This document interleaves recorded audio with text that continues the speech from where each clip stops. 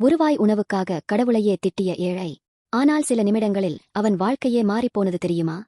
அன்று அரசனின் பிறந்த நாள். மொத்த ஊருக்கும் அன்னதானம் நடந்தது. பசியோடு ஒரு பரம ஏழை அங்கே வந்தான். ஆனால் அவனை பார்த்தவர்கள் எல்லாம் ஒதுங்கினர். முகம் சுழித்தனர்.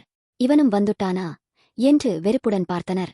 அவன் அமைதியாக ஓரமாக நின்றான். எல்லோரும் சாப்பிட்ட பிறகு ஏதாவது மிஞ்சினால் நமக்கும் கிடைக்கும் என்று நம்பினான். ஆனால் அனைவரும் சாப்பிட்ட பின் ஒரு பருக்கை கூட எஞ்சவில்லை. பசி வயிற்றை வதைத்தது. ஆனால் அதைவிட இதயம் அதிகமாக வலித்தது. தூரத்தில் கோவில் மணி ஒலி கேட்டது. அவன் கோபுரத்தை நோக்கி நடந்தான்.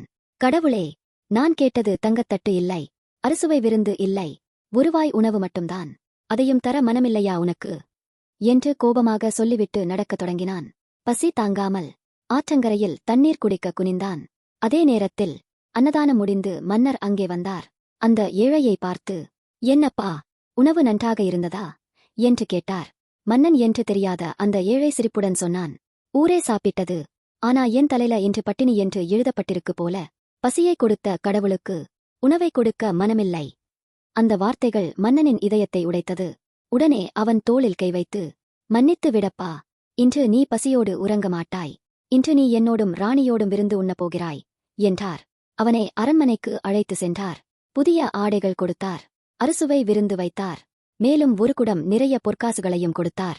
பிறகு மன்னன் சொன்னார், இனிமேல் நீ ஏழை இல்லை, உனக்கு யாரும் இல்லை என்று நினைக்காதே. திக்கற்றவருக்கு தெய்வமே துணை. அந்த வார்த்தைகளை கேட்ட ஏழையின் கண்களில் கண்ணீர் பெருகியது.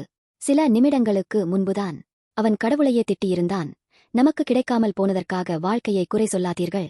நீங்கள் நினைப்பதை விட சிறந்த ஒன்று உங்களுக்காக தயாராகிக் கொண்டிருக்கலாம்.